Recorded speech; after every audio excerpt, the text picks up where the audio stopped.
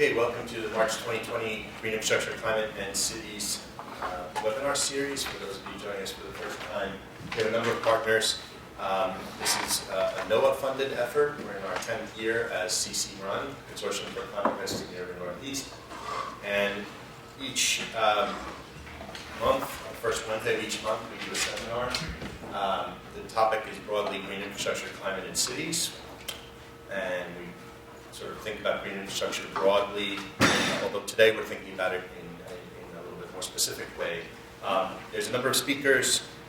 Today we have two speakers, myself being one. We webcast what the presentation is, and you can going back to 2014 and see any of our previous webinars if you'd like to on the CCRUN website. Folks joining us electronically, you can submit questions through the YouTube channel, and we'll get your questions read out here in person and answered. We are offering continuing education credits for practicing engineers. If you are interested in receiving a certificate of completion, contact Corinne at the end, or if you registered, you will, in your registration, we will be able to issue a certificate. Some of them we can issue today if you'd like, or we can email it to you. So today's topic is adapting stormwater management to a changing climate. And I'll mention that today's webinar is directly ahead of a two-day workshop on this topic that we're hosting at Drexel's DC campus for small and mid-sized stormwater utilities. And that is a more elaborate two-day workshop. You could join that workshop through Zoom if you'd like. We can talk to you about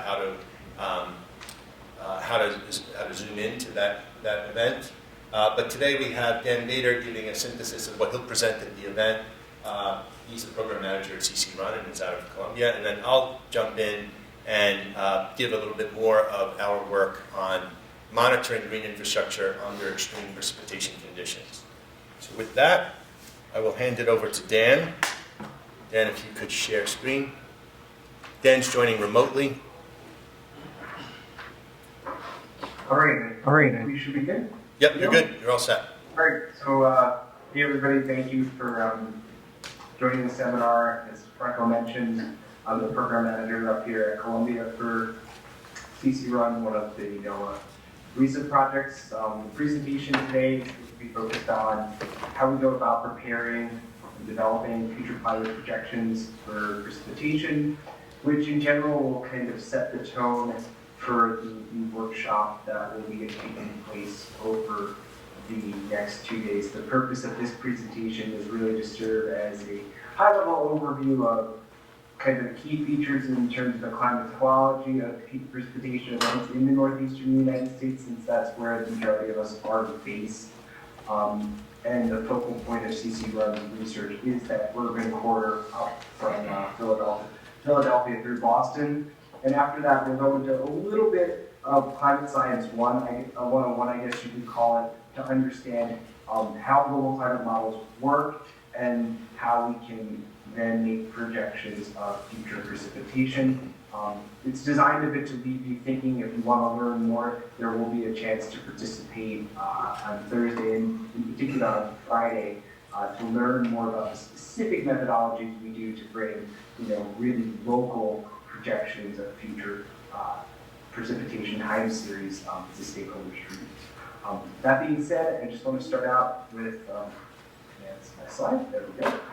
The first slide here, just a general climate looking at the Northeast, both in terms of temperature and, more importantly, precipitation. The climate of the Northeast ranges from humid continental in the northernmost parts of the region to units of tropical in the south. The dividing line between those climate classifications really is probably, let's say, New York City, just north of the city. New York City would be more continental, south of that would be more subtropical. In general, we have warm and hot summers throughout the Northeast, and our winters are cool or cold.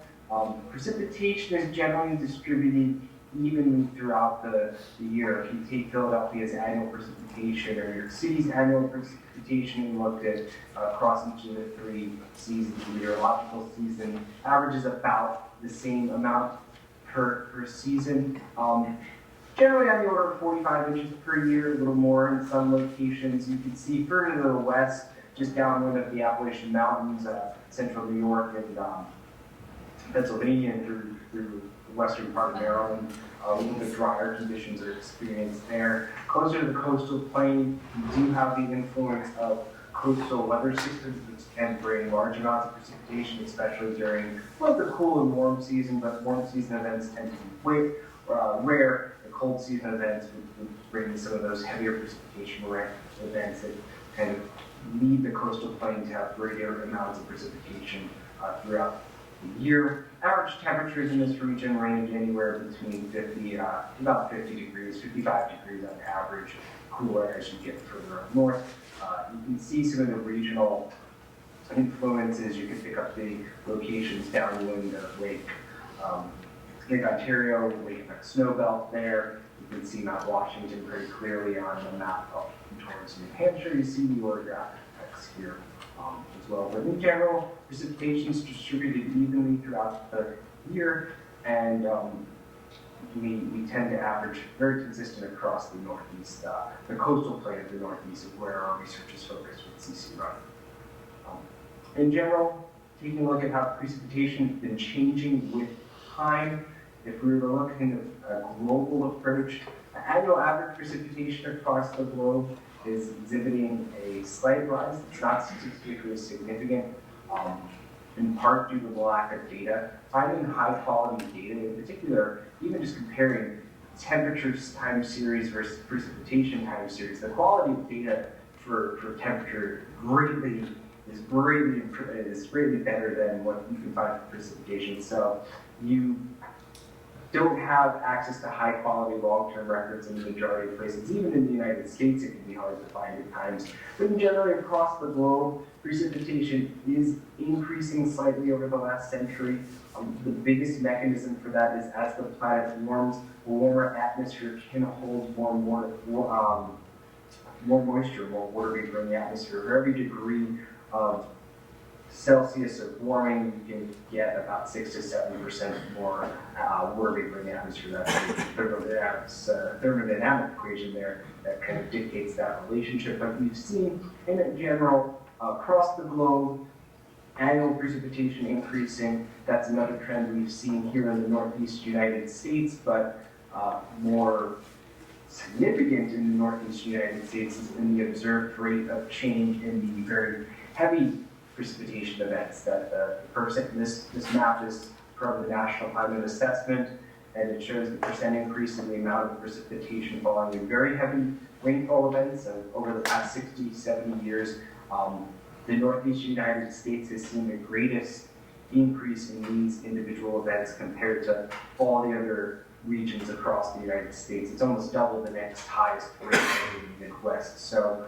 this is something you may actually experience kind of in your everyday life, let's say, or examples of change that we're seeing in our everyday life. It does seem to be that when it is raining now, it rains significantly hard. That's a trend we've seen here in the Northeast, and we have seen the greatest increase compared to all of these other areas. And it's oftentimes that these are the precipitation events that are most concerning or most important to stakeholders, as they may not last a very long time, but they can drop a short amount of precipitation over a large amount of precipitation over a short time period, and that can definitely cause flooding, runoff, and definitely lead to stormwater management issues. This map is just another breakdown of trends of the Northeast, a slightly different time period. It's really in the presentation to give you a sense of the data tools that are available to you as users of this information. This is county by county trends in both on the left-hand side, the total annual precipitation, and the other graphic is the number of days of precipitation over 1 inch of rainfall and how that has changed over time. You can see for most places the annual average has increased as well as the number of days with intense rainfall. Since precipitation does have large year-to-year variability, it's sometimes hard to deduce a significant trend in some cases, but in general the precipitation has been increasing over the Northeast coast annually and with the extreme events as well. Another thing to point out here in terms of this data tool is you can get it on a county-by-county basis across all the different states in the Northeast. There are a lot of other products like this available through the Climate Resilience 2 Toolkit, NOAA, US GCRP. They've really made data accessible, and it's pretty easy to go get. You know, if you're looking for time series of precipitation data, you can go and access the information pretty easily. That's something that will also be covered at the workshop over the next 2 days. There'll be specific points where there's a tool cafe type of format that you can actually have a hands-on experience. And most of the toolkits that you'll see featured there or you'll find online, usually have either very informative user guides, or you can reach out to the creators of that content and they'll be able to explain what you're looking at and what you can gather from that particular data set. Just taking a step back again and kind of understanding the climatology precipitation events in the Northeast. These are the different types of storms. There's weather events that do cause our heavy precipitation.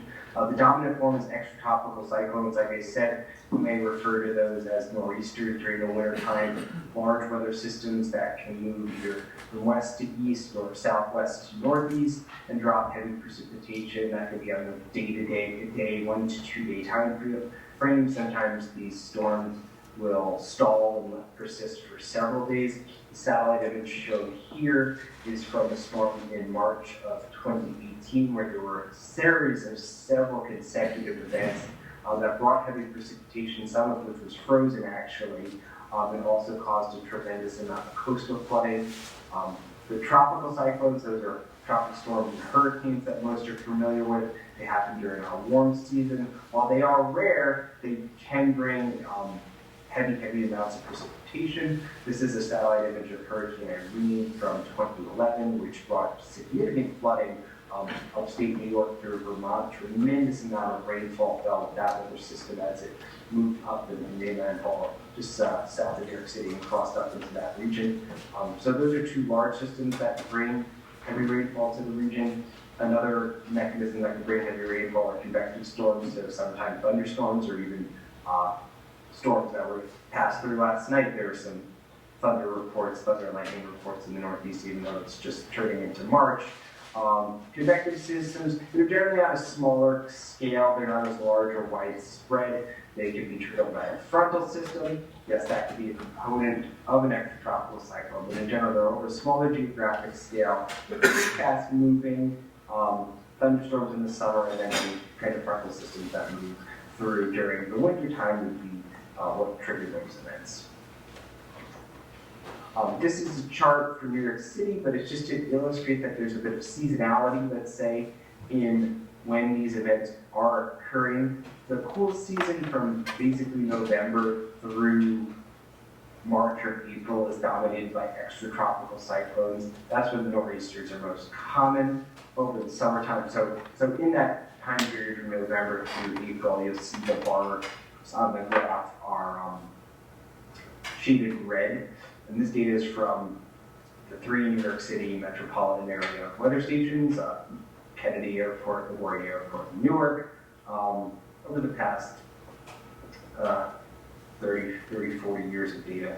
Here, when you look at the summertime period, you see some blue introduced from June through October. That would be rainfall from tropical cyclones that are rare, but in some cases you have that yellow shading of a tropical cyclone and an extratropical cyclone. Sometimes as the storm system is moving away from the coast, you have an interaction with the frontal system, and that can cause a predecessor rainfall event. It's called known as. It can drop heavy rainfall, and then in the summer months you also see the shades of green thunderstorms. That's when our peak thunderstorm season here is in the Northeast. Just another map. Sorry, it's a bit New York City focused. That's where I'm based. I apologize for that. This is looking at rainfall from radar data, showing kind of this spatial variability. With these heavy rainfall events, these especially summer thunderstorm type events, there can be large variations over a small spatial scale. And if you look at this map, what you see is kind of the Bronx north to Westchester County gets a lot more rainfall sometimes on these events than southern areas of Queens, Brooklyn, and into Nassau and Suffolk County on Long Island. That's the influence of the ocean, weakening systems as they move across. Important to note that with these heavy rainfall events, there is large spatial variability, so it can be hard to either pinpoint from a forecasting perspective, but also identify from an impacts perspective. There's no real way of knowing when a thunderstorm is going to pop up exactly where it's going to be, so you do have to consider that. And in cases like this, take into consideration local climatology, knowledge of certain features that typically have influence local patterns or rainfall. There's some evidence that urban areas, downwind of urban areas, can see an increase in rainfall due to urban enhancement of precipitation. So important to keep in mind that there is this variability that takes place. Moving out of climatology and starting to think bigger picture of just how our climate system works, because when we talk about climate modeling and projecting future climate, we're modeling the system. So what are the different components of our climate system? In particular, this shows the water cycle, the hydrological cycle, showing the different components and interactions or movements, fluxes of water throughout our climate system, whether it be precipitation falling as rain or snow, so that it's evaporated, condensed formation of clouds, the evapotranspiration from plants, different uptakes in the soil, groundwater, as well as all illustrated here. Essentially, as we move towards thinking about modeling, we have to try and capture, and this is kind of a question to think about, is think about if you're a modeler, how do you capture all these different movements in a mathematical equation, essentially? How can we do that? And I hope that the answer that's immediately jumping out in your mind is that that's challenging. You know, how can we possibly simulate these, all of the planet, you know, with math and physics? And it's a challenging component, and especially given the complex nature of precipitation, you would imagine immediately off the bat that modeling precipitation may be difficult. As I stated earlier, atmospheric water vapor is going to increase with higher temperatures. The confidence is high that precipitational events extremes will increase in frequency and intensity. The way precipitation is distributed across the globe is driven by large-scale patterns of atmospheric circulation. These patterns of atmospheric circulation are dictated by imbalances in energy. If you know our planet, you know that the equatorial regions receive greater amounts of sunlight, solar energy over the course of a given year comparatively to polar regions. In response to that, there's a convective cell that sets up in terms of starting to transport energy. So you have your Hadley cell where there's surface convergence, let's say along the equator, and also towards your polar regions. And you have another area, that's where areas of low pressure are centered. Those areas are where there's rainfall. If you look at where there is a feral cell, the opposite effect taking place of divergence at the surface, those would be the drier regions where the subtropical jet streams reside. And if you look at a map, you know, all of our deserts on this planet are typically concentrated at 30 degrees north and south. And if you're looking for a mechanism that explains that, this is the atmospheric circulation pattern that really dictates how the precipitation patterns are distributed across the globe. The one thing that is changing here is that with increased water vapor in the atmosphere, we are seeing an expansion of the Hadley cell, which is bringing more moisture towards from the equator, let's say outward from the equator. What that does is combined then with you have the increasing the frequency of the precipitation producing weather system, it kind of illustrates the mechanisms that are taking place to provide some of these increases in the heavy rainfall that we are in fact seeing. It's important to talk a little bit about trends to understand the difference between detection and attribution, because we want to understand what's happening and is it out of the ordinary, and that would be detecting the trend. Is there a trend occurring, or is it just year variability? And then there's attribution. We try to determine the cause of the trend. With respect to precipitation events, we understand that there's a trend that's taking place. Extreme rainfall shown on this graphic in, I guess that's a turquoise teal color there, just beneath droughts. We have a fairly good understanding, let's say, or a moderate understanding of the influence, let's say, or the trend that's taking place with respect to extreme rainfall. We don't have as good of ability to understand the possible influence of warming on that trend. So we can't really say that any trends we've seen, let's say, increases or significant decreases for that matter in extreme rainfall can be attributed to climate change. It's still too hard to kind of deduce from the year-to-year variability that typically takes place. With that being said, and the mechanisms that we've discussed, a warmer climate can support more moisture, and that may lead to more extreme rainfall. So whether or not we're attributing a single event to climate change really isn't the most important thing that we need to consider when planning for future precipitation extremes. Important consideration that we need to consider when we're talking about these events is weather versus climate, weather describing the near-term conditions in our atmosphere, climate describing weather patterns over a longer period of time. The expression being used, weather is what you get, climate is what you expect. So if we saw an increase in if we had a really heavy rainfall event, and I know in the summer of 2019 there was some pretty heavy rainfall that hit Philadelphia, and to remember those are one-off events. They've occurred in the past and they occur now, and they'll occur in the future. What we'd like to see or understand in the climate and climate change perspective of things is, has there been an increasing or decreasing trend in the number of those events? Have the past couple of years seen more and more of them versus years ago that we weren't seeing many 1 and 2 inch or 2 inch rainfalls. Another thing to consider when looking at precipitation trends is the change in year-to-year variability, and the variability has increased over the past 50 years or so. That's a significant trend we've seen in the Northeast.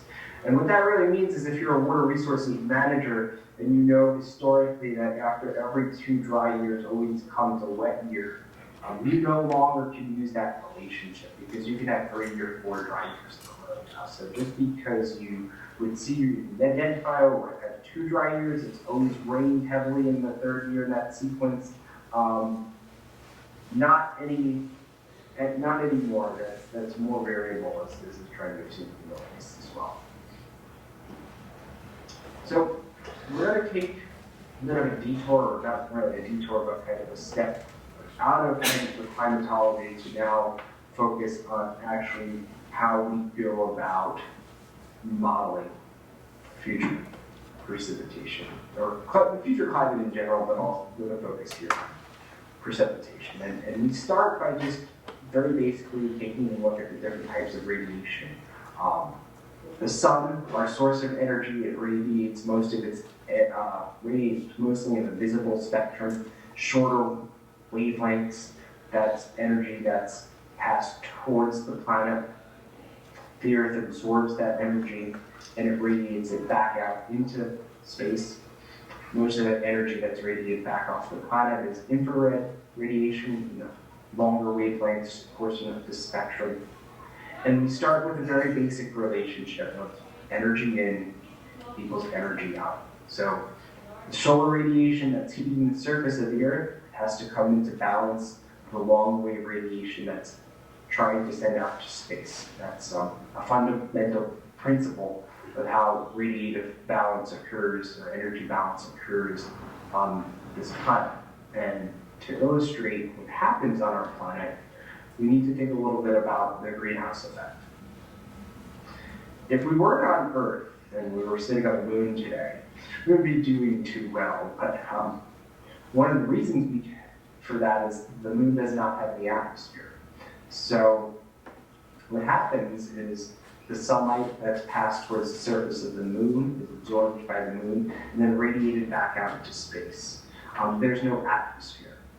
On Earth, we do have an atmosphere, and in that atmosphere, there are greenhouse gases, carbon dioxide, nitrous oxide, methane, that absorb some of the energy being emitted by the planet and then pass it back forward down into the planet's surface, thereby warming the planet. So essentially our atmosphere acts as a blanket. We've thrown a blanket that heats the planet. And without our atmosphere, the Earth would not be habitable. Surface temperatures would be too cold. So again, that's just built off this fundamental kind of energy in equals energy out type of very, very basic equation. As I said, some of the radiation that from the Earth's surface, it's going to be intercepted by the greenhouse gases. It's sent back towards the surface. The Earth has to send additional energy out back into space to achieve its energy balance. To produce that additional radiation, our surface is going to warm up. It has to warm up to achieve the balance that the energy that the planet emits is equal to what it does receive. So that's a very, very basic understanding, but it's one that we can take forward. And I don't think there's really a way, when I've been in person for this, we've done a little thought exercise, but if you had to think about a climate model, what would come to mind? I don't know if there's a way, I don't know, chat feature will handle this, it's not really important, but when you hear about climate models, you hear about climate projections, what actually is a climate model? And to introduce the kind of the concept of climate modeling, we'll start again with this relationship of energy in equals energy out. And we can use mathematical equations to set one side of that equation equal to the other using a physical equation. And what we can do is manipulate that equation to various degrees of complexity. And for the purposes of this presentation, we'll kind of keep it higher level. If you're really interested in seeing the equations, listen to me on Friday because we'll actually get into some of the modeling equations themselves. But there are different types of climate models, and climate models at the very most basic level are supercomputers, and they're supercomputers that can simulate the equations that represent the climate system. So if you look at an energy balance model, that would be just the simple mathematical physical equations that set energy in and let energy out, adding a degree of complexity to radiative convective models. Now you add an additional dimension to that model. It's not zero-dimensional, now it's one-dimensional, so you can account for changes, let's say, in the temperature profile in the vertical direction in the atmosphere. And the most complex set of models are the ones that we most commonly use in generating climate projections, and those are GCMs, or general circulation climate models, or global climate models. And they involve solving a series of atmospheric equations and they have the potential to model the atmosphere very closely. So GCMs are these sophisticated models that allow us to represent and describe the three-dimensional geometry of the atmosphere and the different components of the climate systems. And what they are doing is they're solving equations from physics, radiative transfer, thermodynamics, atmospheric dynamics, chemistry. We have these equations that essentially mimic or can represent how our climate system is working, and they can be simulated through time to see how the climate system is going to change in response to different forces or different initial conditions. So we can simulate under higher greenhouse gas scenarios, for example, more mitigated greenhouse gas emission scenarios. Those are the general inputs that drive our climate models. Our models have become much more sophisticated over time, initially just focusing on the atmosphere. Now they have an ocean component, and they've even gone as far as we'll see in another slide that they can also simulate some of the key cycles like the carbon cycle, the water cycle, which we discussed, the role of the biosphere, different changes in the ice sheets. Those all now can be represented through the math and physical equations in the climate system and in the global climate models. The primary drivers of GCMs are the emission scenarios. In the last IPCC assessment, and this will remain for the current IPCC and the forthcoming IPCC assessment, those emission scenarios are known as RCPs. There are 4 possible pathways of future greenhouse gas emissions. Different level of forcing is established by the end of them. We have a stringent mitigation scenario, 2.6, 2 intermediate scenarios, 4.5 and 6.0, and a higher end scenario of 8.5.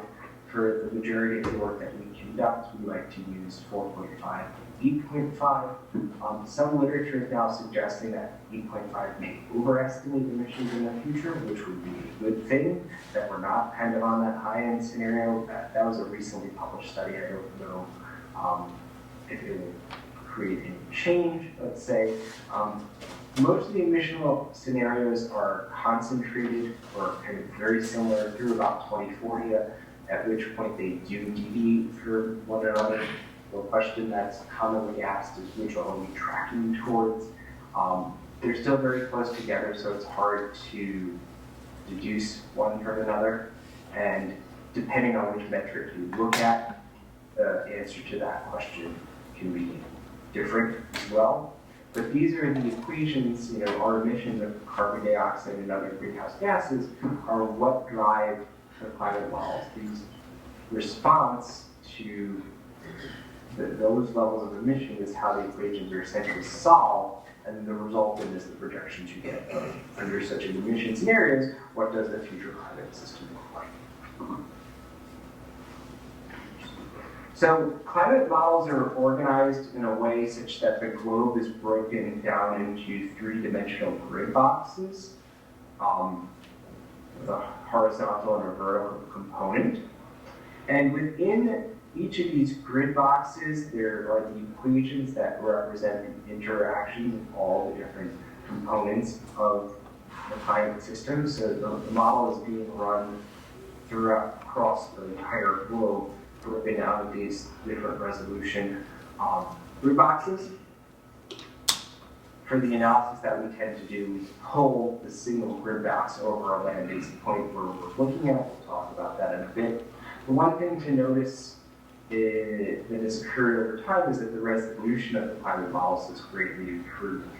Resolution between the first IPCC now through, this only goes through the 4th, but we're through the 5th assessment report. You can see not only has the spatial resolution in terms of how fine the grid boxes have become is improved, but also the ability of the models to kind of represent topography is also improved as well. And it's important as the models continue getting more advanced, they can simulate better local processes, and the ability to model local processes really gives you the best information.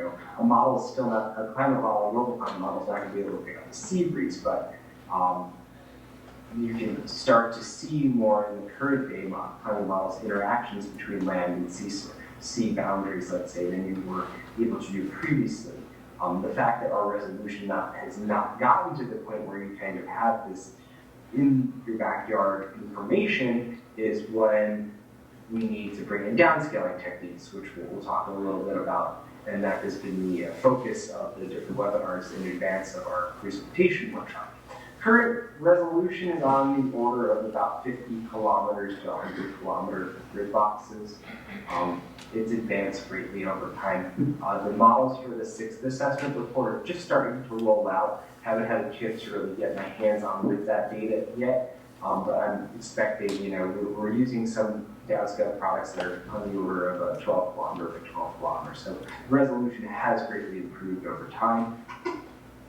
Again, think of that schematic of a water cycle, and then combine it with all of these different features, snow and ice, water vapor, clouds, volcanoes, different emission forces.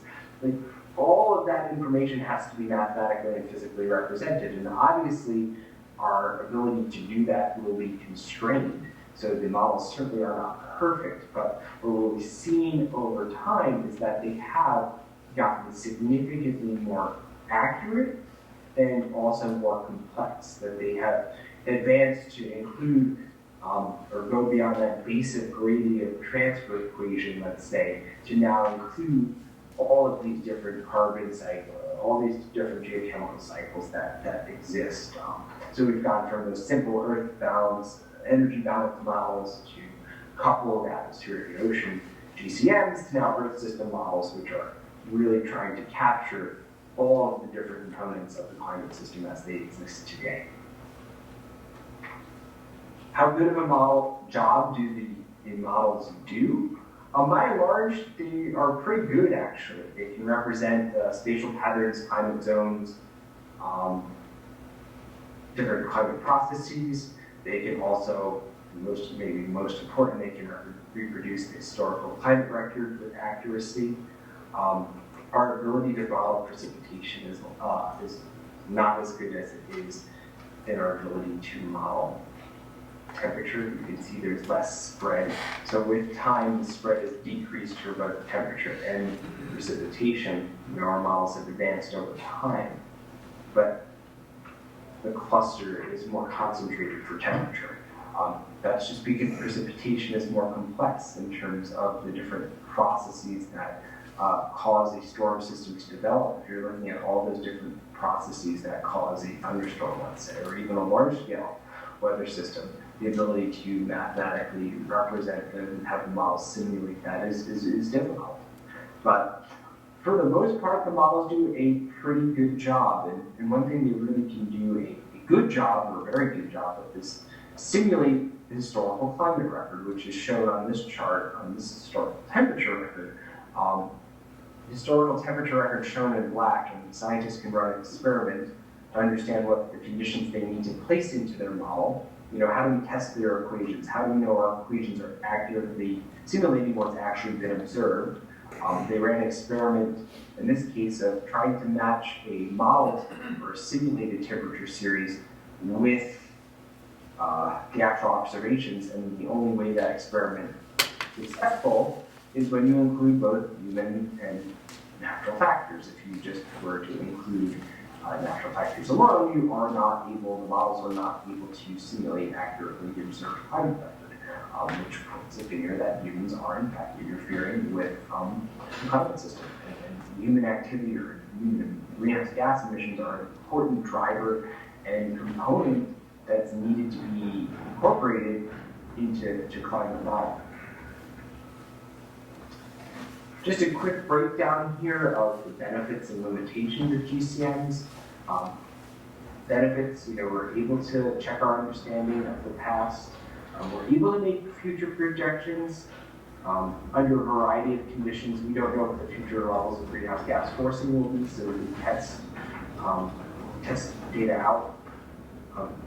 Where data is absent, the simulations can be used to overcome data availability. With that being said, there are limitations with the GCMs. One thing is that they're not able to capture small-scale processes, and we're not fully understanding of all the different processes in the climate system. Validation is complicated. Like I said, if you don't have good historical records, you can't test to see how well the model is doing. Models can be sensitive to initial conditions, so if you're not capturing the state of the planet, let's say, when you begin, that error will magnify with time. The thing about climate modeling is that we're not looking really to pinpoint a specific date or time in the future. We're generally averaging over longer historical time period, or longer time periods, at least 30 years is kind of the standard that's used. So if you do make an error in terms of initializing or kind of capturing the state of the system at the start, while there will be an error, because if you're averaging over a longer time period to look at the true change signal, kind of removing the variability, it does not have as great of an effect. weather forecast model, one of the reasons weather forecast models are inaccurate is because we're just data scarce and don't have enough information and observations to capture the initial conditions correctly in those areas in a weather forecast model quite quickly. From the global models, we're able to go local. There's two paths of doing that. The first being statistical downscaling, which uses historical relationships between the large-scale patterns of climate to develop projections at a higher resolution. The second way is through dynamic damage scaling. Generally, that's using a regional climate model. So that's a climate model that's run over a higher resolution with a smaller space of domain. It's a more sophisticated model for simplicity's sake. Both ways of getting downscaled or local information from the climate models, that will be a big point of discussion on Friday, and you can watch the different webinars that have been pre-recorded to understand the different types of methods that have been used for downscaling precipitation time series for the future.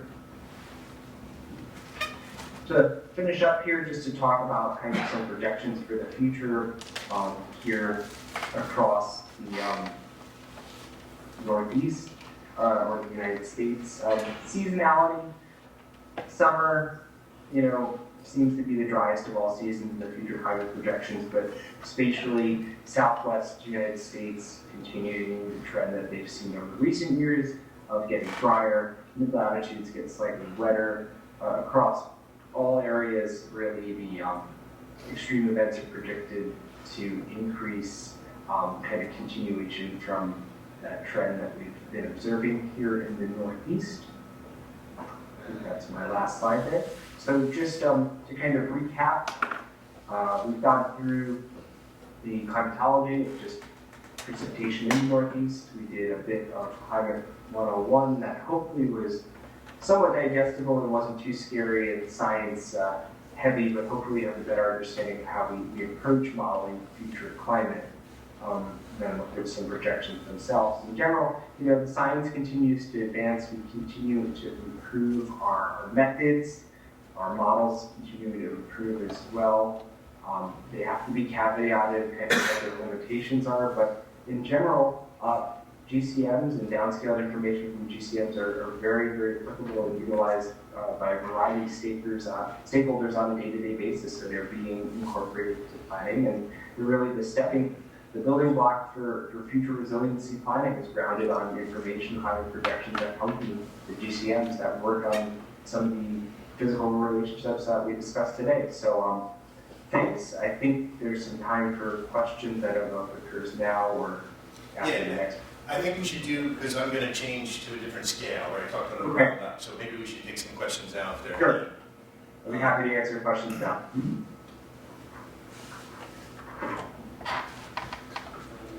Thank you so much for your presentation. My question is about the relation between the extreme weather and climate change.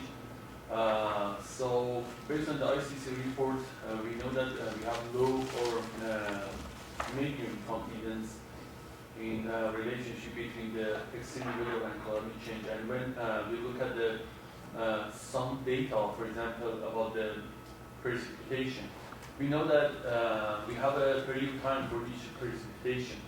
And I know that the climate change can affect on the frequency and the volume of that precipitation. But my question is that, for example, if right now we can see some tornado, we can see some heavy precipitation over the United States or somewhere, how we can make sure that this is, for example, this extreme weather is because of climate change, or is not because of that that period of time. Did you get a question? I believe the question is feature, how can we further our understanding of the attribution of changes in extreme precipitation to climate change? Yeah. So the best way, I think, in terms of how we're going to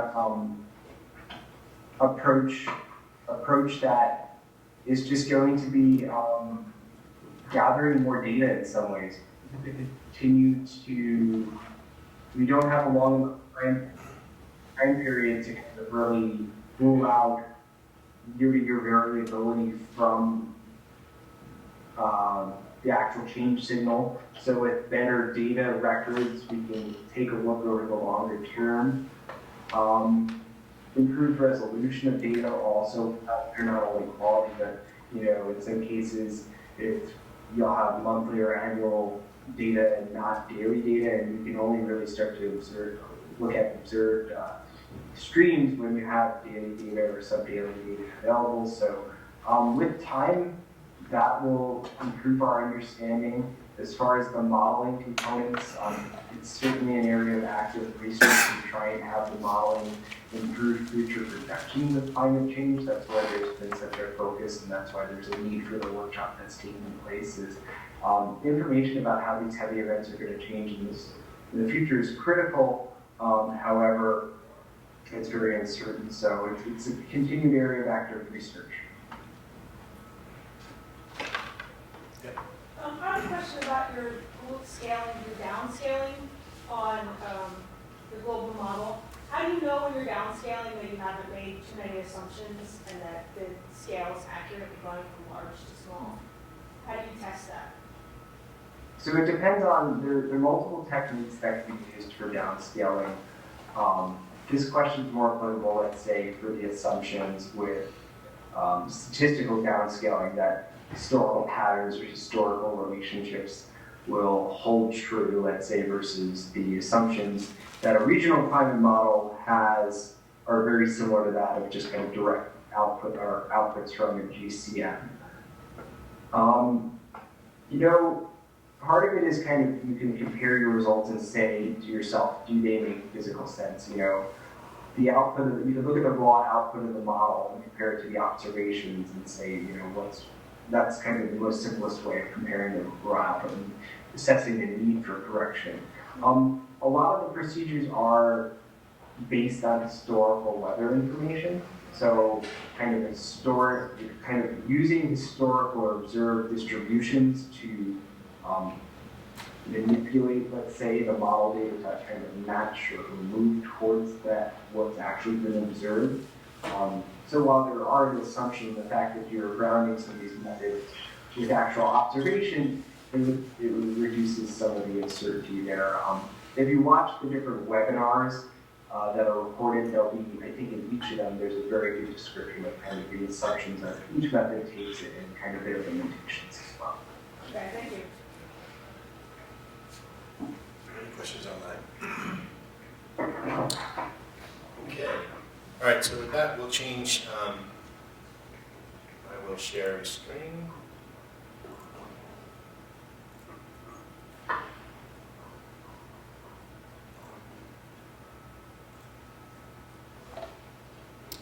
Okay, so we're going to change scales a little bit.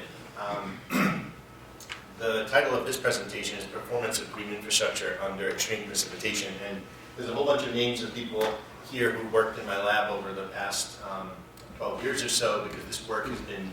Let's minimize the speakers on the minimize the... Yeah. Okay. We've been working with various city agencies, both here in Philadelphia and in New York and elsewhere, to study how green infrastructure works. And just sort of by coincidence along this period of time, there have been some extreme events that occurred. And so what I tried to do in this presentation was to sort of tease out how the performance of these particular facilities changed when there was extreme weather as opposed to when there was ordinary weather. And so some of the work that I'm showing here has been published in 2 different papers, which I'll mention going forward. And I just want to acknowledge all the different folks who contributed to this work. So the context here is that green infrastructure is really being added to heavily modified watersheds. I didn't know just to what extent folks here were stormwater planners, stormwater engineers, but typically we're doing this on a site-by-site basis. In some cities like New York, we're issuing contracts and doing batches of greening. But it's happening in urbanized watersheds principally, and these are watersheds that are already heavily modified. So the rainfall runoff response of an urbanized watershed is already very different from a pre-developed or an undeveloped watershed. And so the belief of those who've been advocating for green infrastructure for a long time, myself included, was that to some extent the effects of urbanization could be mitigated by greening these watersheds. And so our research, to a great extent over the last decade, was, can it really do that? We've done heavy sort of in-the-trenches monitoring. What scale of greening is required? And then will climate change negate any of these benefits? So as things start to change, if you build facilities that are working fairly well now, will they work that well in the future? So those are kind of the questions. And again, just for folks who are not always thinking about stormwater management, you've got this traditional relationship between the hatched area, which is sort of a precipitation event, and the blue line, which is the hydrograph. So when it rains, a watershed yields runoff. And as you urbanize a watershed, that runoff, the shape of that hydrograph changes. There are three main differences associated with the hydrograph of urbanized watersheds. So the peak rate of discharge from that watershed occurs sooner. It is greater, so this is flow rate on vertical axis versus time. So you see that peak for the urbanized watershed is higher, and that of course is a problem for drainage infrastructure. And then if you were to compute the area underneath these curves, so it's volumetric flow rate versus time, the area is the volume, you see that the volume of discharge in the urbanized watershed is greater because less of it is going into the ground. So the theory, at least, is that green infrastructure, by detaining and retaining precipitation, can reduce the peak rate, reduce the time to peak, and reduce the total volume of runoff generated on site. So in reality, the story is a little bit more nuanced, and that's what I'll talk about a little bit. At the site scale, the question is really relative to the size of the tributary area or the source area that's sending water to this green space. How much capacity does this system have to store, either statically in the pore spaces or dynamically through infiltration? But then at the watershed scale, we get into some really interesting questions, because even if an individual green infrastructure system works very well, what's the density that you have at the watershed scale in order to be able to detect a response or an improvement in the rainfall runoff response? So we get into some interesting questions. And I just wanted to also go over the way we design and size green infrastructure facilities. So if you're thinking about it from a water quality perspective, we're very much still influenced by the NERP program, the Nationwide Urban Research Program, back in the 80s, which, this graphic shows the percentage of runoff on the vertical axis versus the percentage of suspended solids. And what you see, and what was discovered looking at multiple watersheds around the country, was that if you captured the beginning of the runoff, you were capturing the vast majority of the suspended solids, which carry the contaminants. And so this got us into thinking about a first flush. And so we designed stormwater facilities often for just that initial first flush off of the landscape. From a water quantity perspective that we think about often in cities that have combined sewers, we're often thinking about the percentage of rainfall events over a particular period of time. And depending on where you are and which data you're using, between 85 and 95% of our storms are less than an inch and a half. And so from a water quantity perspective, we've often sized things to get that first inch of runoff. So you can think of the implications of this on extreme precipitation, where we're getting more of the events on the right-hand side of this curve. But in reality, and this gets into that watershed scale question, the real story is that as we've now been greening watersheds for a long time, there's all kinds of constraints on where you can actually green. And so the real story is that there's lots of conflicts, there's lots of uncertainty. It's difficult to design any one facility to perfectly match the runoff generated by its source area, and watershed scale penetration is often less than was originally expected. So these are factors that we need to take into consideration when we think about green infrastructure as our approach, or as one of our approach to dealing with extreme precipitation. So despite this uncertainty and variability, the questions still are, how much runoff are we capturing, and then how does it vary with storm conditions and different types of green infrastructure, and especially looking at extreme storm conditions. So what I thought I would do with that introduction is just give you This gets somewhat technical because it's monitoring. It's under the hood in some very elaborate monitoring setups. In some sites, 3 sites that we've been looking at, we've been looking at lots of sites, but the Jacob K. Javits green roof on the Convention Center in New York City, that's the 2nd largest green roof in the country. And then 2 green streets, which I'll talk about in a second. Both of those are also in New York City. We have a variety of partners on these projects. So let's start with the green roof as one example, and this is a paper that we published in 2018. The goal here, the Javits Center was building this green roof, and they wanted to quantify the environmental benefits of this particular investment. And so we've been looking at a lot of different things, but from the point of view of this presentation, we monitored the rainfall runoff response for multiple years, for 4 years. We then tried to represent that rainfall runoff response in a model to see if we could actually represent what was happening there. And then we used this model to look at a variety of different, of course this is just one green roof with one particular design configuration, to look at different depths and then to insert in the model a sort of climate change future that includes more extreme precipitation. So this is a very large green roof. We monitored the southern portion of the green roof. There were these 3 tributary plots. These are air conditioner units, and right next to each air conditioner unit is a drain. And these tributary plots, we isolated, hydrologically isolated them so that we could measure the amount of runoff that was coming off of those plots. This was a retrofit to the existing Javits Center. There wasn't a lot of structural capacity, so this is a very thin green roof. It's only about 1 inch deep, but you can see here the cross-section going from the structural roof all the way up to the vegetation. So you can think of this as sort of like the smallest, or the thinnest green roof that you might be seeing out there. Just a few images from our monitoring setup.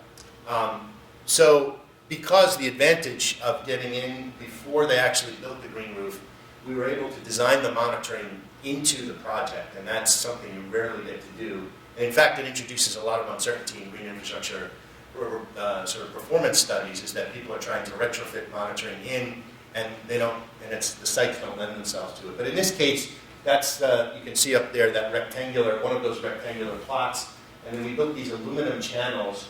We affixed them to the membrane underneath the green roof, and then the green roof went in on top of it. And so that 186 square meter area, all the runoff generated or discharged, not necessarily runoff, but runoff or discharge from that area was directed through this channel through our into our partial flume, and then we had a pressure transducer which we were able to use to measure the flow rate continuously during a whole bunch of different storm events.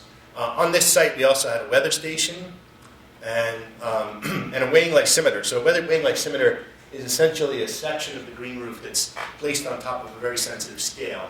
And by continuously measuring the weight of the scale, we're able to track the quantity of water that's stored in the green roof media, and also track the evapotranspiration.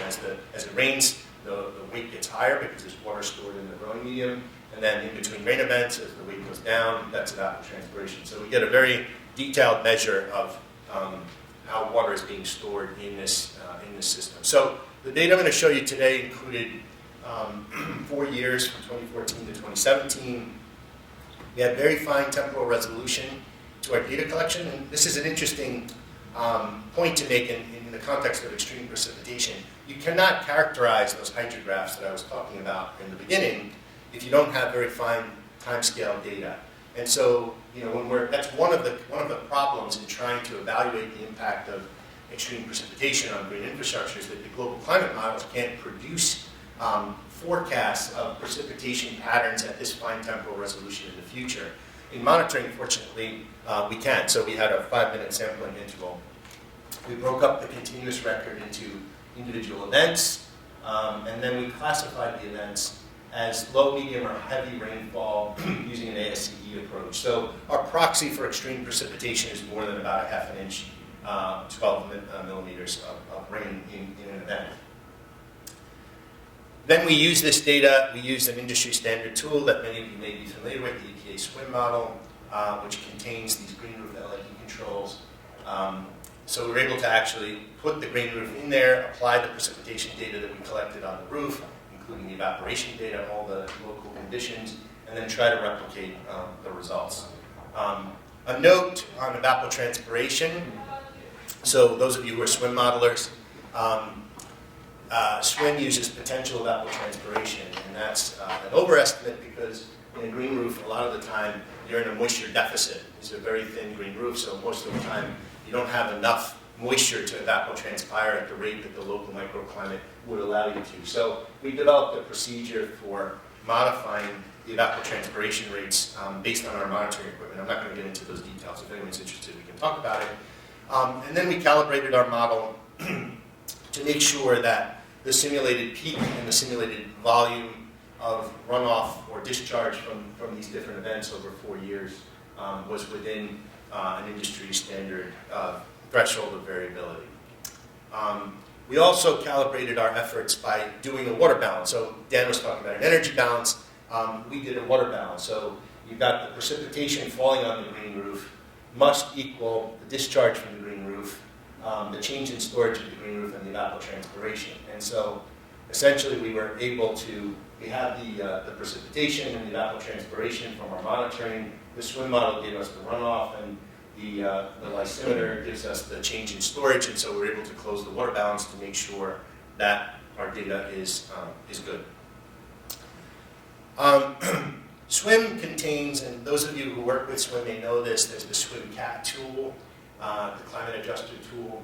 It has not been updated, so it's CMIP 3, not CMIP 5, but there is the capability to include climate change in SWIM simulations. And essentially the way it does that is it comes up with these adjustment parameters, monthly adjustment parameters, and then it adjusts your historical data, the temperature, the evaporation, and the rainfall by certain coefficients, and it's sort of geographically located. You put the latitude and longitude, and it gives you that. But then we also use the validated model to change, to look at different media depths.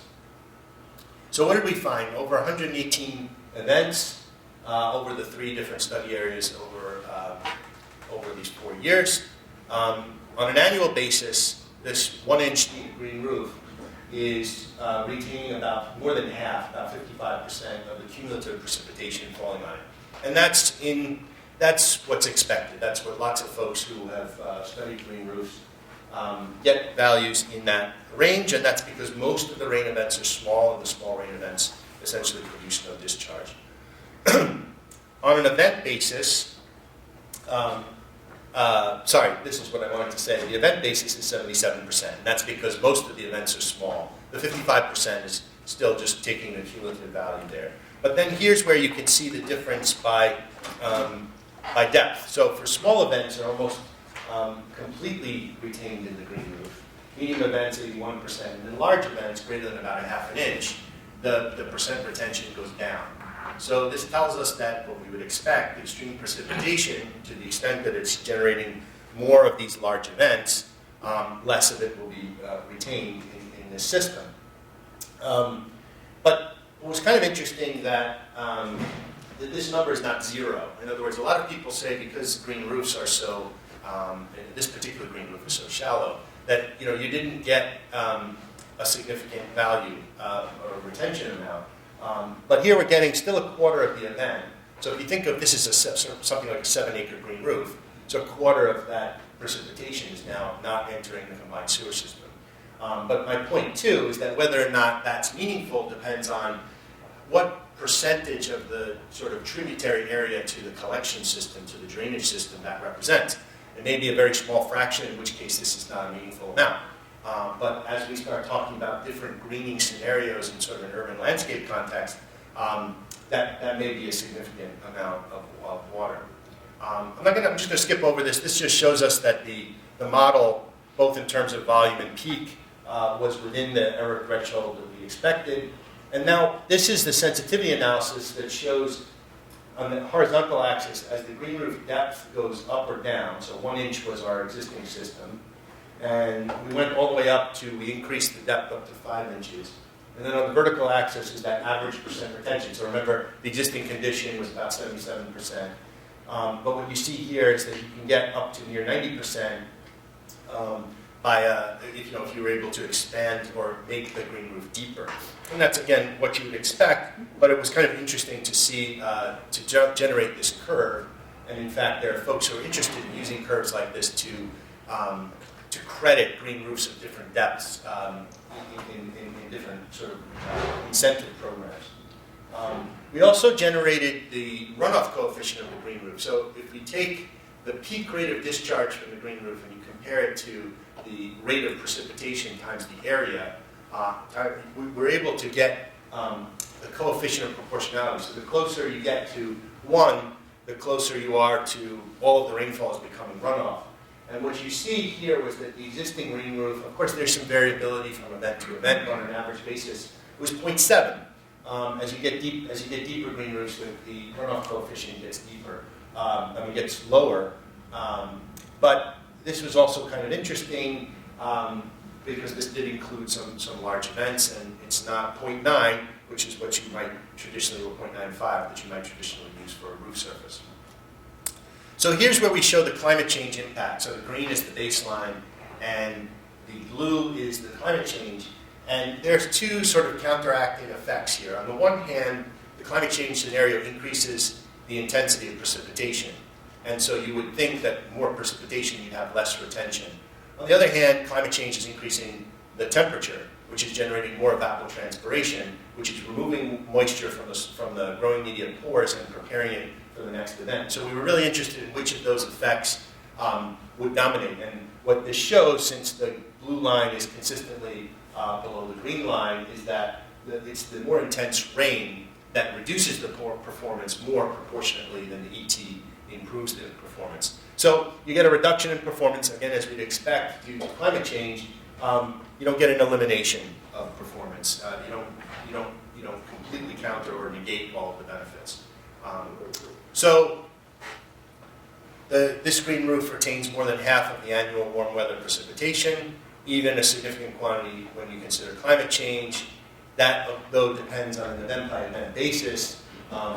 This modeling tool, for those of you who are modelers and might be using these, this modeling tool we found was able to adequately represent what was going on there. Even a shallow green roof can reduce the watershed runoff coefficient.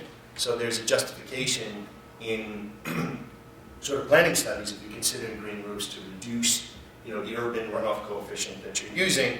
But again, climate change could offset some of those benefits. So I want to move on to this Green Street. This is in Queens, New York. Green Street's program, for those of you who don't know, New York City back in the 90s actually started a program. It was originally an aesthetic beautification program to take these white hatched areas of the right-of-way and to vegetate them, mainly to make the city more beautiful. Increasingly, as the sort of interest in green infrastructure grew, they were depressed below the surface, and curb cuts used to get runoff in. So they became stormwater capture green streets. This is one of the first ones that was built, and we again got to build monitoring equipment into it from the very beginning. This site here, you can see the inlet. We had a flume, not unlike the one we had on the Javits Center. So all the water that comes in through that inlet, we could measure. We had an on-site weather station. And this just shows the planting bed number 1 in the tributary area. It's loaded at a ratio of about 4 to 1. So the green space, the tributary area is about 4 times the size of the green space. And so we started our monitoring here. We had a whole bunch of sensors. I'll show some of this stuff just to show that there's a lot of data that we still have, we still have not analyzed here. But what I wanted to do is start with 2 extreme events that occurred sort of right at the beginning. We got in and started monitoring around 2010, 2011. And immediately afterwards, we had Hurricane Irene and we had Hurricane Sandy. So some of our first information about how this site worked were actually these extreme events. So I want to profile sort of what happened inside these events as those, inside this facility as those events took place. So what I'll do, I'll go through a series of questions. So how much water flowed in? Did the site pond or overflow? How dramatic were the changes in soil moisture? And did we see an impact on the local water table of the infiltration that was occurring there? Because these are all things that people are talking about when it comes to extreme events. You know, do we have localized flooding? Are we flooding people's basements, etc.? So what I'll do is show you a series of charts. On the left is always going to be Hurricane Irene. On the right is always going to be Hurricane Sandy. The green curve is the cumulative amount of precipitation, right? So it starts at 0, and then you see as the green curve goes up, that's when the precipitation is the most intense, and then when it levels off, that's when the precipitation ends. And in this chart, the blue line is the hydrograph that I showed at the beginning. So that's the measure of the volumetric flow rate coming through the inlet. So a few things are evident right away. So the precipitation intensity during Irene was much, much higher than the precipitation intensity during Sandy. So Sandy was more of a wind event in this part of New York City. Rainfall intensity was 8 times greater than the median 15-minute rainfall intensity for Irene, but only 2 times greater. But the total amount of precipitation yielded by Irene was greater than a 100-year, 24-hour event. So it was a lot of water deposited. But if you're looking at this carefully, you'd be asking yourself, well, why is it that even though there's 4 times more rain during Irene compared to Sandy, but there was more inflow during Sandy? And this is something that we've thought about for quite a while, and we came up with our initial thought was that Irene occurred in the summer, Sandy occurred in the fall, and that potentially what was going on was that there were lots of leaves on the ground, there was a lot of wind, that this was blocking catch basins further up gradient, and so actually we had an effective catchment area during this particular event that was much bigger than that 4 to 1 that I mentioned earlier. The more we've done this, and I'm going to talk more and more about inlet hydraulics, the more we've come to the conclusion that although that's a possibility, it's perhaps more likely that what happened is because of that steep intensity, that sharp intensity of precipitation during Irene, the water was presenting itself at the inlet at such a high rate that it couldn't get in. And in fact, that's substantiated by this chart, which shows you the depth of observed ponding inside this facility. So the horizontal, in this case the vertical axis is the depth of ponding. The horizontal blue line at the top of the chart is the amount of ponding you would need for the site to sort of overflow to the sewer. The green lines are still the precipitation. And what you see, Irene, even though we didn't have much water coming in through the inlet, the site was ponding and in fact overflowed 2 times. So what was happening was this extreme precipitation was falling onto the soil itself and could not infiltrate. So soil has an infiltration capacity, and if the intensity of the precipitation exceeds the capacity of the soil, what ends up happening is you have surface ponding, and so that's what we think happened here. We had negligible ponding during Sandy, but the very intense rainfall during Irene most likely exceeded the capacity of the soil. And so that's something we're going to expect more and more as we have more of these cloudburst type extreme precipitation events. Even if you introduce green spaces to your watershed, there's only so much water that can get into, that can pass through the surface.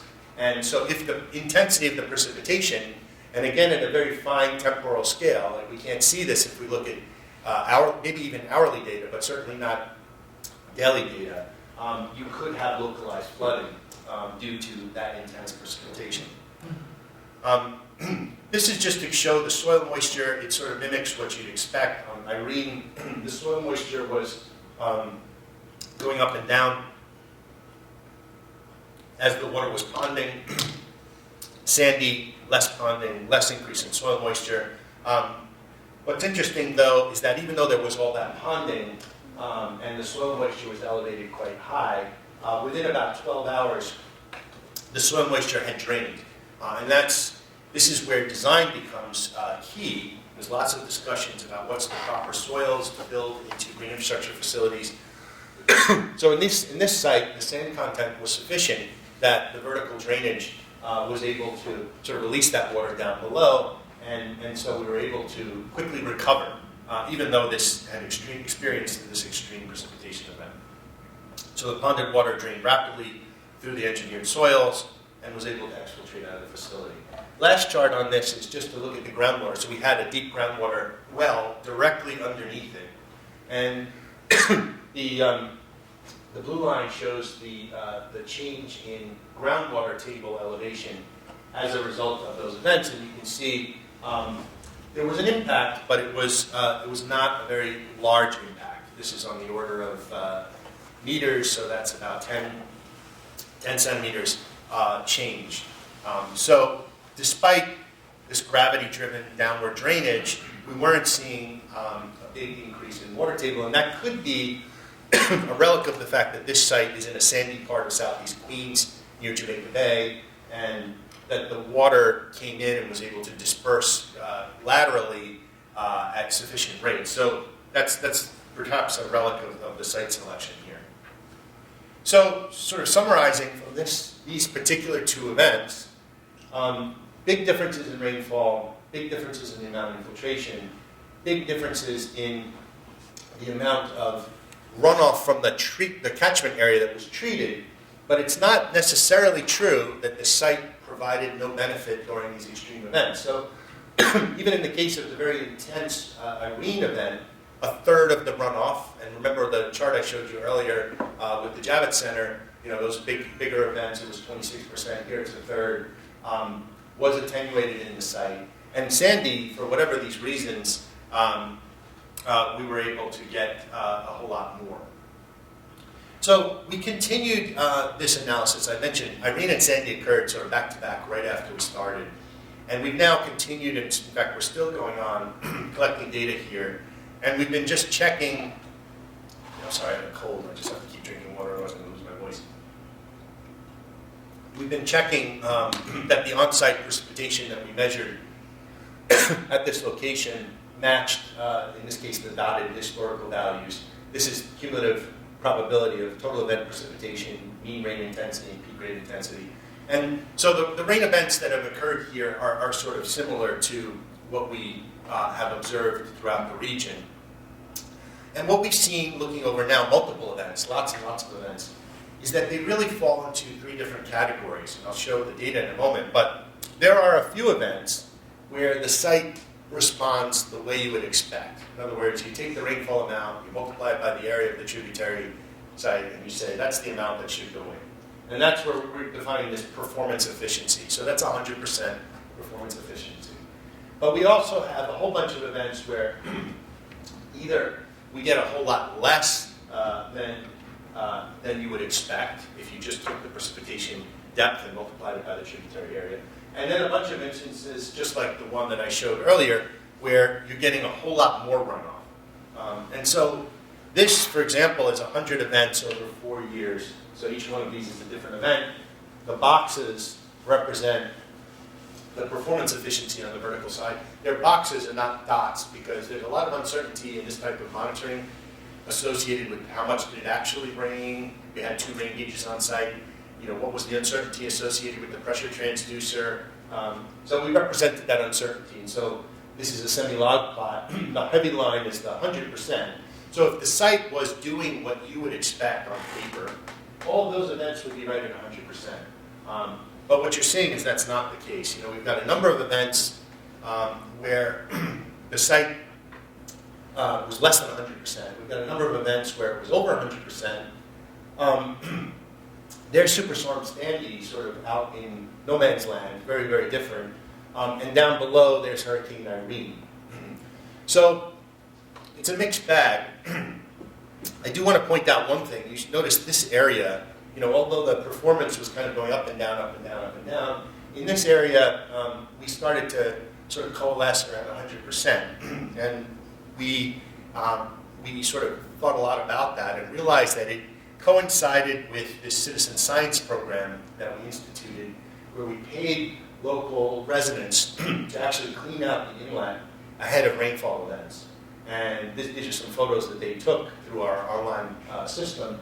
And you can see that maintenance was able to standardize the performance a little bit. This is really interesting, I think, in terms of we're talking about resilience and adaptation. Something as mundane as maintenance can help to standardize the performance so that these investments in these assets can provide more reliable sets of benefits. But anyway, here's the extreme versus non-extreme performance. So if we cap the performance efficiency at 100% and sort of leave out those really high values, on the left is the non-extreme events, on the right is the extreme events, and so what you see is that there's a lot of variability from event to event. The median has reduced, so for the non-extreme events, the median was 77%. For the extreme events, it was reduced to 60%, but 70% overall.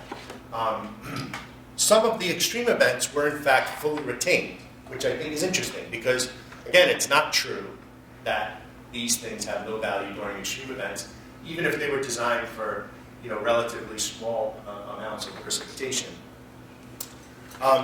We did a regression analysis, and we did find that the determinants of the performance efficiency was the storm duration, the event precipitation, and the peak rainfall. So as you have higher intensity rain, you have less stormwater stored. If you have more rain, you have less stormwater stored, and if the rain is longer duration, you have less stormwater stored. And so this gives us an inclination or an inkling into how these sites might fare in the future.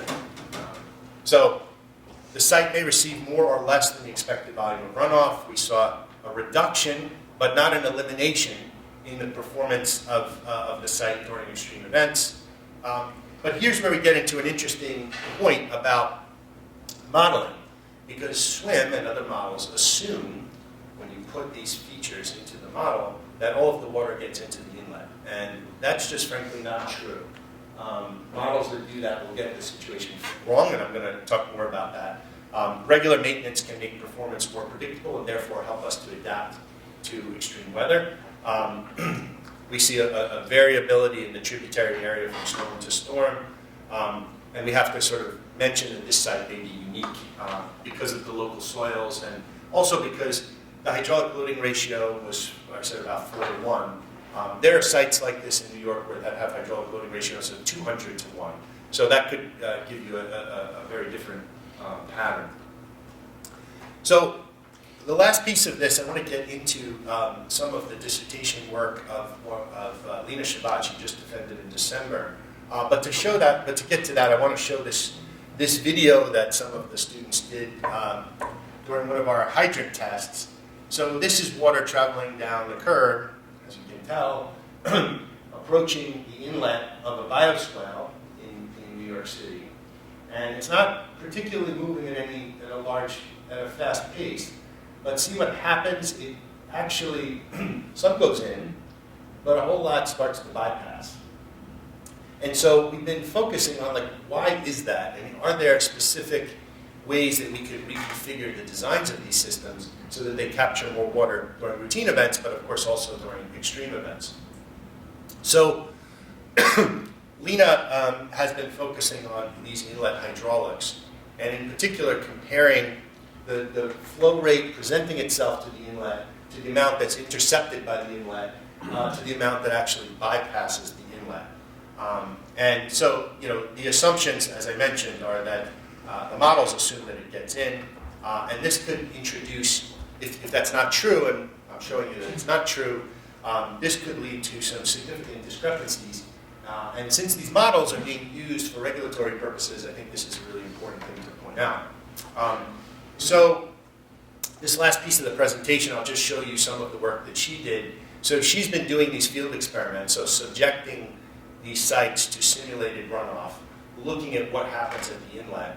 And then she developed a computational fluid dynamics, so a very detailed three-dimensional rendering of what's happening around the inlet, and then used that to look at some of these different factors and eventually to get to climate change. So this is the site. This is another green street up in the Bronx. It has 3 inlets. We have flumes. You see the flume over there at the inlets, and we're able to continuously measure the inflow along with other things. So we've been doing these simulated runoff tests.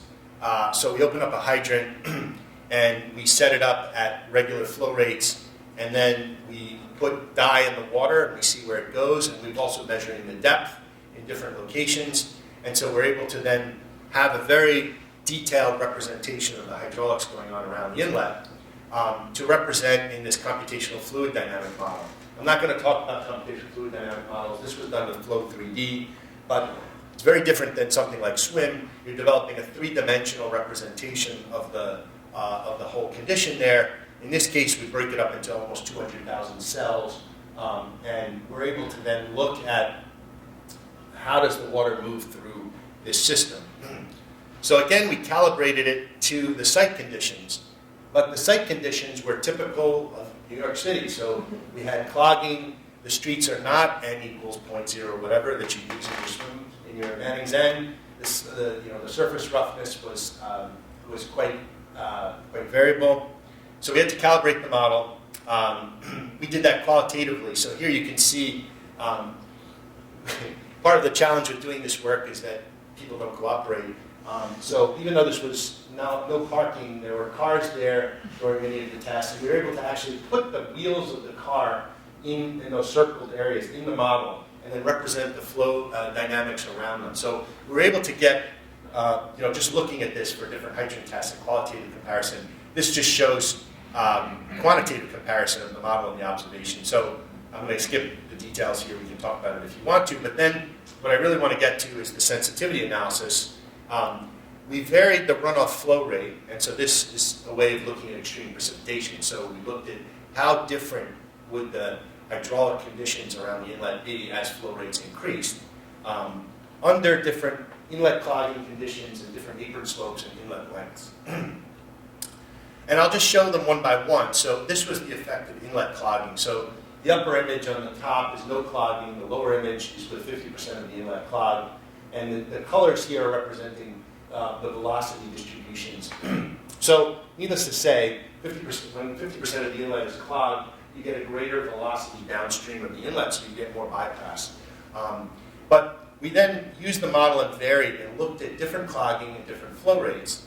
And I'm going to show you a series of contour graphs where on the horizontal axis is the flow rate presenting itself at the inlet. So as you move to the right, you have higher flow rates. So this would be representative. The more you move this way, the more extreme the precipitation event.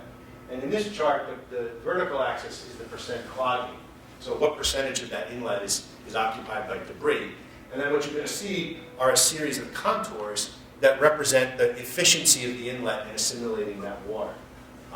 So what you see is what you'd expect at the low end of the flow rates. No matter what clogging, you're up to near 100% efficiency of the inlet. As the flow rate presenting itself to the inlet increases, you can see the numbers are going 90, 85, 75, going down. And that's at different levels of clogging. So even at a very low level of clogging, we have a reduction in the efficiency of the inlet at higher flow rates. As you go to higher levels of clogging, that reduction is more pronounced. So it's an interesting sort of way of looking at resilience, is that cleaning inlets can really help you to increase the ability to adapt to increased precipitation. The next one is apron slope. So what we did, so those of you who are urban designers know you can't make apron slopes too deep because it's dangerous for bicycle riders. So we went up to a 15% apron slope, starting at a 2.5% apron slope, because what we saw is that even though the specs say 10 to 15% apron slope, the way these things actually get built is not necessarily always representing that slope. So we went down to a 2.5% slope. And what you can see as you go across here is that the steeper, the lower apron slopes, you've got velocity downstream of the inlet. In other words, you've got bypass. As you make the apron slope deeper and deeper, you get a larger percentage of the water that goes in, and we represented that also with this contour plot. So in this case, the flow rates are on the horizontal axis. The vertical axis is the slope, going up to 15% at the top.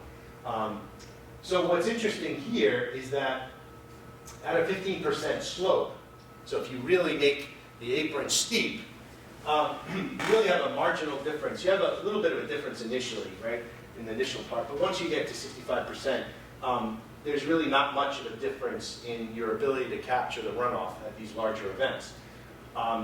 Whereas at the lower end of the slope. So if you don't have tight quality control on construction and you build basically a very low slope, you have a severe reduction coming down to 30% as you increase. So this it's kind of interesting because it sort of underscores the importance of construction supervision and constructability in adaptation to extreme precipitation. And then really quickly, inlet length, we looked at that as well.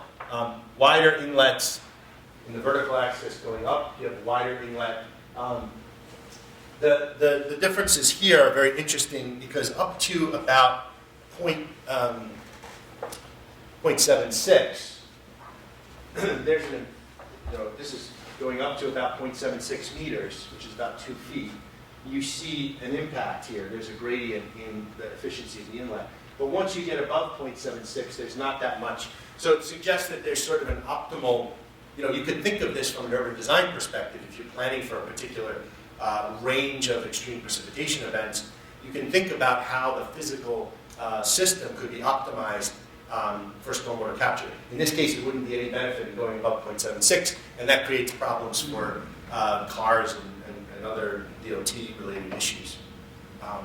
So conclusions here, at the site scale, green infrastructure can attenuate some runoff even during extreme precipitation. And I tried to show that at the green roof, but also at in some of these right-of-way type green infrastructure facilities. Of course, as rainfall intensity increases, runoff capture will be less. But we've shown at least some evidence that design features and being more diligent on maintenance are actually strategies for adaptation. So we can better prepare these existing systems to help mitigate the impact of extreme precipitation. But again, I want to underscore the fact that this is at the site scale. The watershed scale is a whole different story, and it depends on our ability to really dramatically green watersheds. If we just have, one project here, one project there, and they collectively treat a very small percentage of the total watershed area, the extreme precipitation is going to create a problem, and the green infrastructure is not going to do anything. So it sort of underscores the importance of sort of these larger level planning issues in some of these more detailed hydrologic things. So practically, we still need better information on how much more extreme the precipitation will be. I mean, when I showed you those contour plots, we went up to what we thought was, I think we went up to a 10-year storm. But the GCMs, all the stuff that Dan showed you, can't be used to come up with that because we don't have the fine timescale data. So, if you're a designer and you're saying, well, what am I designing? If I know that I can make the apron steeper, and I can make the inlet larger, what is the configuration? We're still not there. We still don't know exactly what flow rates might occur in the future. Of course, we can look historically at fine temporal data from the past, but there's a question there. And how do we adjust design, planning, modeling, reporting, and maintenance to ensure that stormwater planning that we're doing now will help us in the future? So with that, I'm going to make a plug for our workshop. We can give you the link tomorrow and Friday, and it's at the DC campus of Drexel, and you can join us through Zoom. So with that, I will stop, and if there's questions, happy to take them. Yeah. When you were talking about the green roofs, and you mentioned that they're usually too dry. Not too dry, but they're usually dry. That's why they're usually planted, well, the shallower green roofs are often planted with desert adapted plants because they're usually in a drought type condition. Okay. Well, I was wondering if there's been any experimentation with capturing water that doesn't absorb in some kind of a system that will feed it back up to the roof. Yes. And in fact, the Javits Center is building a new building with a 2-foot deep green roof, which is actually an urban farm. And they are going to be recycling the discharge back up to avoid having to irrigate. So they're actually building it there. It's a 2-acre urban farm, rooftop urban farm. And they're going to grow food for the convention center. There is some data on this. There are significant challenges that have to be overcome. What's in this water, and as you recycle it, are you applying pathogens back, there's sort of water quality considerations that need to be looked at. And what are the treatment requirements that you might have? Because we do know that what comes out, there's often nutrients, there may be pathogens if you have birds. So there are big questions still to be answered, but yes, there are people thinking about that. Yeah. I was going to ask, and sort of related to that, on a larger scale, is there any data about how much plant intake there is, how much plants actually reduce the runoff? And the other thing is if an area keeps getting inundated over and over again with water and it doesn't have a hydric soil base and it depletes the nutrients, then plants die. That'll degrade the whole system? Has there been any studies or anything? Yeah, there's a lot of people, a lot of municipal agencies that are, now have very robust maintenance teams that are looking at things like, do you remove detritus at the end of the season? Do you have to amend the soils? How much sedimentation occurs as a result of the runoff has grit in it? What are the impacts on? So there's a lot of people looking at this, specifically in the right-of-way context. I haven't seen any research so far that said that this this sort of accelerated hydrology is causing the plants to die. And in fact, I didn't show it here, but we did another set of tests on campus where we subjected two types of vegetation that are being used in Philly and New York in green infrastructure to simulated droughts and simulated floods.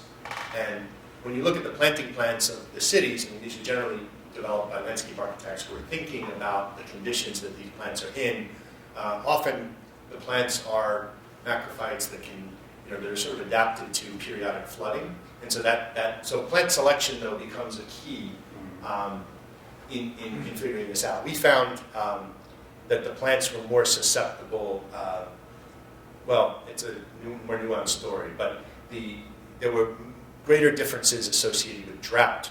Like if you deprive the plants of water, so if climate change brings increased frequency of drought, you could expect lower biomass and less carbon sequestration and less viability of your plants. Whereas, as I showed in the Irene and Sandy example, the precipitation, you're applying precipitation, it's saturating and then draining relatively quickly. So we weren't able to see a measurable reduction in biomass due to frequent flooding. It was more frequent drought. But those were just two species. And plant scientists who I work with tell me that this is all right for research because this type of research has been done for many, many years in forestry and agriculture applications. But the types of plants that we're putting in green infrastructure have not been studied, and it's really species specific. Yep. Do you have problems with weeds growing in these green sites? There are, but usually these sites are heavily maintained. So yeah, there are some problems with weeds sometimes, but those problems are usually remedied. Like I know on the Javits Center, what's been really interesting is lots of new species have emerged because it's turned into a bird habitat. And so birds bring all kinds of seeds and stuff, and so the vegetation composition has evolved. And even the right-of-way sites in New York, and right-of-way sites elsewhere, there is a gradual transition in species, but sometimes because of the maintenance regimes, the vegetation, like when something dies, it's replaced, So it's not really a great situation to look at ecological progression of species over time because they're heavily maintained sites. But yeah, you do have weeds that develop. I was thinking about the damage because in my backyard and my neighbors, I have to pull weeds all the time in the spring and summer, and he just never takes care of his yards. And 2 trees actually grew in his backyard. These things were like 30 feet high, a foot in diameter. Yeah. I mean, you have a 30-foot tree on a roof. That doesn't sound like it's very stable. Well, it's a farce that you build green infrastructure and walk away from it, right? These systems need to be, this is infrastructure. That's why it's called green infrastructure. It needs to be maintained, and if you want to continue to get benefits from it, you need to do certain things to it. And that's kind of what we've been trying to tease out, is what are the most important things that you need to ensure in these sites to make sure that they're performing well. Yeah. Did I understand that one site correctly where you said the ideal inlet length was about 3/4 of a meter? Yeah, for that site. Okay. So with that tributary area. Gotcha. So, of course, that's, you have to look at an individual site because, the rainfall runoff response is a function of the tributary area upstream. So, yeah, but this research suggests that for a site-by-site basis, and I know this is the opposite of the way the municipalities are going about building green infrastructure, right? You want to develop design standards and just give them to your contractors so they can build them, and you don't want to have, like, at this site it's this big, at that site it's that big. But if you were able, at a municipal scale, to say, hey, we looked at all of our assets, and the hydraulic loading ratio is on average 50 to 1, then you could say, for 50 to 1, what would the ideal inlet dimensions be, and then just build that, and know that some of them are going to work really great, and some of them are going to be undersized, but on average, you got it right. But I will say that there's issues that I've learned that I didn't know about, with DOT. If you make it too big, in some DOTs, there's a concern that a car could, the curb exists for a legal reason because it differentiates the street and the sidewalk, right? So you make it too big, then all of a sudden, whose fault is it if someone has a wheel that goes into the bioswale? So, there are lots of questions there. But yes, on a site-by-site basis. Yeah. I think you're talking about the same thing I was looking at. So there was a little bit of video of the water going down the curb, and then it was going into the green space, and some of it continued on. And you were saying the problem is the water that's continuing on, right? You wanted the water to go into the green space. Yeah. So have they tried grates to Yeah, lots of people have tried grates. Grates are very expensive. So you can build grates and you will get, just like you have in a catch basin, you will capture a whole lot more water. But you'll add $5,000 to the price of your project. More than that, because you go deeper also. Well, they have more excavation, a whole bunch of, you might add $8,000. Or 20. Or 20, depending on the size of the facility, yeah. But yes, if we could do that everywhere, you capture more. Are there any other questions? Yeah. My question is about the green roof technical structure. If you talk about the green roof, do you have any experience about the, for example, if you use the solar roof instead of the Photovoltaics? Yeah. Well, a photovoltaic is as impermeable as the membrane roof, so you would expect that, from a runoff perspective, you're not getting the benefit. Now, there's other benefits for the photovoltaics, of course. You get the shading, you can extend the life of the membrane because the membrane itself is not exposed to solar radiation. You get the harvested energy, et cetera, et cetera. Javits Center is actually building solar PV systems on top of the green roof. And there's an interesting phenomenon, which is that solar panels are more efficient if they're cooler. So if the green roof is cooler, you would theoretically expect that your PV panels would be more efficient. That's something that we're yet to study.